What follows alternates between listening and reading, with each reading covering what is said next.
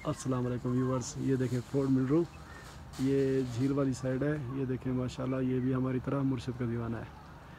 ये भाई भी पीटीआई वर्कर है और इन भाइयों के खिलाफ भी इंतकामी कार्रवाई जारी है, क्योंकि पता नहीं कई दिनों से ये यहाँ का ना ट्रांसफार्मर तक उठा कर ले गए हैं। सिर्फ वजह क्या है? वजह यही है कि ये पीटीआई को सपोर्ट क्यों करते हैं। ये देख रहे हैं यहाँ पर बिजली भी नहीं है, हालांकि पूरे फोर्ट मिनरो में बिजली है।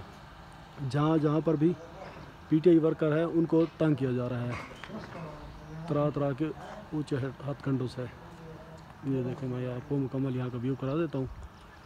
तो ये झील का एरिया है, ये देख लें।